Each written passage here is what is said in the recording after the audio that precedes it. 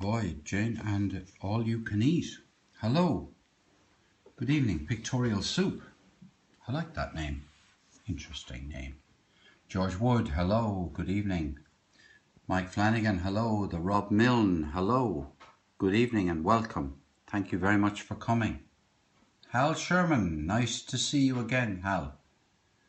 Yes, it's late at night to be doing poetry here, but I couldn't do the earlier session I wanted to do, so I tried to get word out to people that I couldn't do it until now.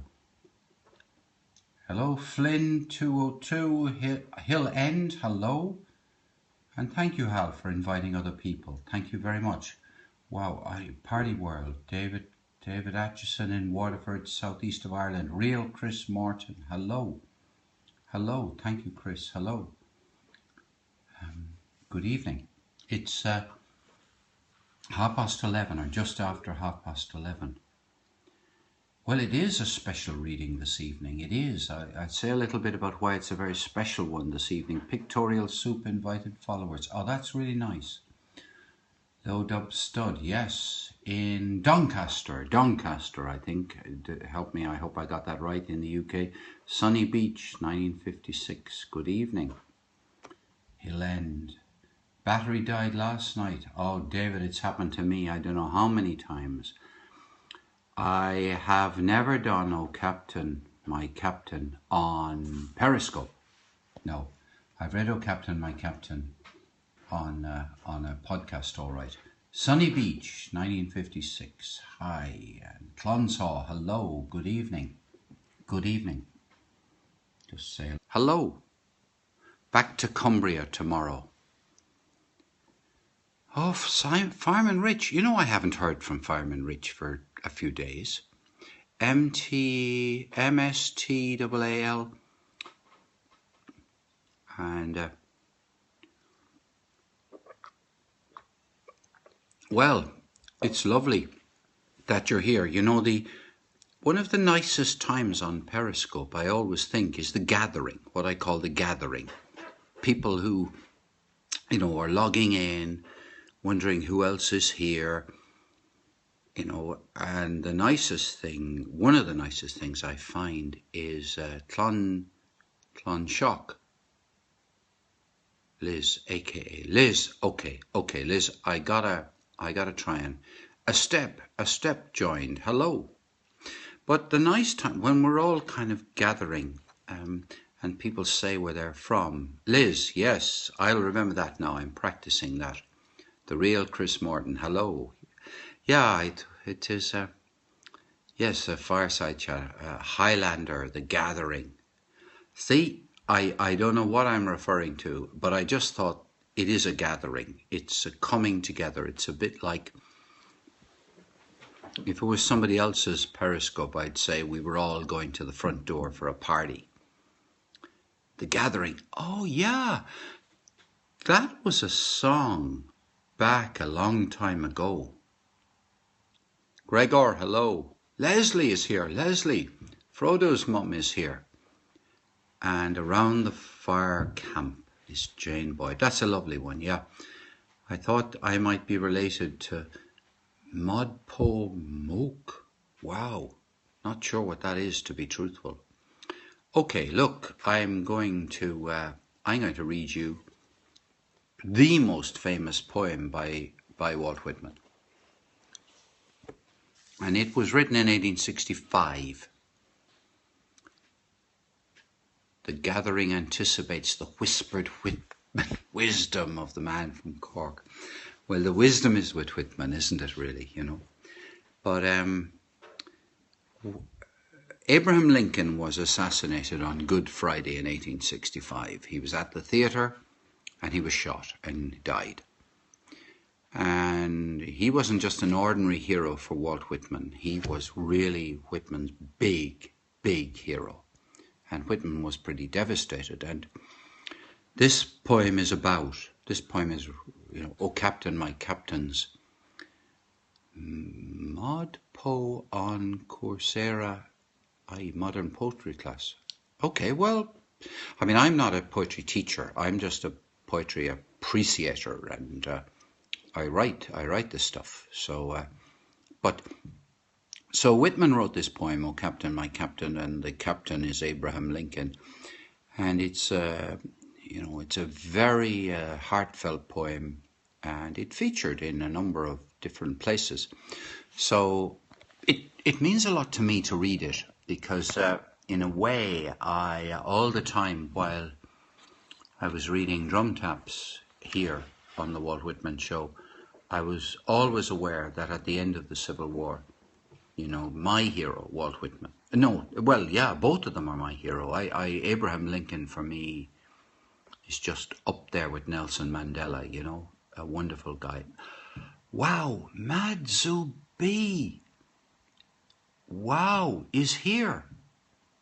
Hey, there's a great man from Colorado. Still very much used in modern TV. Yeah, hear it all the time. Right, so, but the question is "O Captain, My Captain" a cliche, or is it a great poem? So here we go. This is Walt Whitman. And Dale, that's Dale. Dale Madzubi is Dale. And he's great. So here we go. "O Captain, My Captain" by Walt Whitman. O Captain, my Captain, our fearful trip is done. The ship has weathered every wrack, the prize we sought is won. The port is near, the bells I hear, the people all exulting, while follow eyes the steady keel, the vessel grim and daring. But, O heart, heart, heart, oh, the bleeding drops of red, where on the deck my captain lies, fallen cold and dead. O Captain, my Captain, rise up and hear the bells. Rise up, for you the flag is flung, for you the bugle trills. For you bouquets and ribboned reeds, for you the shores are crowding. For you they call the swaying mass, their eager faces turning.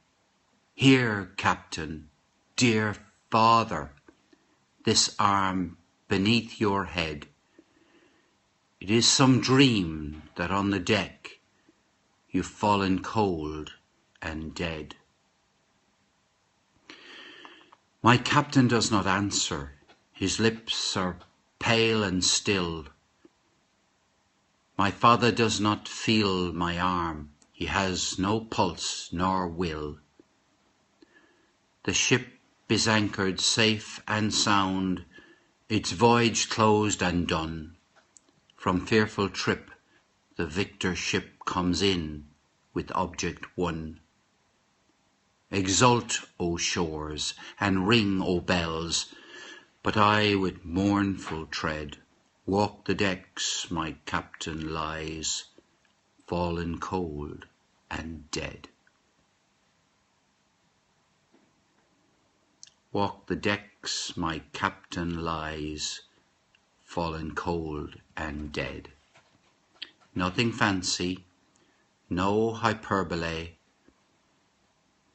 no similes, just fallen cold and dead. Victoria Soup, thank you. Thank you very much. It's very good of you. But that refrain with fallen cold and dead, single syllabled words, cold and dead. What would I say the true meaning behind this poem? Well, I'll tell you one thing, it's a howl by Whitman. It's an absolute expression of his disappointment. I've heard people say that it was an angry poem in the sense that there's, he wasn't, his hero had been taken from him. And, just at the point, end of the Civil War, right? America, who's going to build the Union in going forward? I mean, 500 to 800,000 people died in that war, and somebody has said that not only they weren't all shot, that they died through disease and very permanent, yeah. I mean, there isn't a second Lincoln. And the first dead person I ever saw was a Jesuit priest. I went to a Jesuit school, and at about the age of 9 or 10, we were all allowed in to see Father Baragry, whose body was laid out in an open coffin. I don't really think it did me any good, but that was my first experience of seeing a dead person.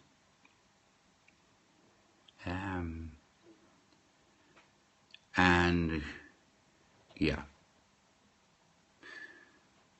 I certainly avoided funerals. Whitman was grieving for Lincoln and his country. Very interesting Whitman quote about this poem. I've seen some dead people. Well, if we're going to be poetic, I've seen some dead people walking. Oh, but this is different. I'm a nurse, so too many to count.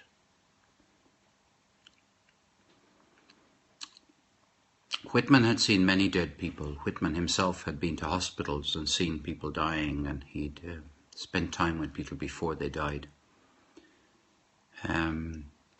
But the poem says, remember, the ship has weathered every rack. So, I mean, the Union, which, was pretty well buffeted and pretty well, wasn't guaranteed to survive. The prize we sought is won. Oh, Whitman said, damn my captain, I'm almost sorry I ever wrote the poem. Well, I guess Wordsworth was a bit sorry he wrote, I wandered lonely as a cloud that floats on high o'er vales and hills. Maybe Yeats was a bit sorry he wrote, although he wasn't. I must arise and go now, and go to Innisfree, and a small cabin build there of clay and wattles made. Let's translate it into rock singers, right? Let's imagine that when the Bee Gees were at the height of their, fame, that everybody wanted them to sing, Massachusetts. You think Wordsworth regretted? I actually don't know, but Wordsworth wrote great poems. Irish people have a special sensitivity to the importance of preserving a country and culture. Yeah, I think that's true, and certainly because you have a huge emigrant Irish population who've gone off. I wonder if seeing the dead really... Sorry, I missed... I missed that. The punchline of that remark. I think having a sensitivity and feeling for country and everything that it represents, a small island off the west coast of Europe that has, seen huge numbers of its people travel all the way around the world. Linda Taylor, good evening and welcome. Welcome. It's inevitable, really, and I don't know how many million Irish people there are in what we call the diaspora. I think we picked that word up from Jewish people. A lot of talk in Ireland about the Irish diaspora now. But where it says the prize we sought is won in the poem? I'm sorry, Wordsworth was English. Yes, Wordsworth was English. And one of the interesting things, imagine a man walking over the hills in the Lake District, striding out in front with his sister walking behind him. I mean, I think she had a notebook and she wrote down his poems.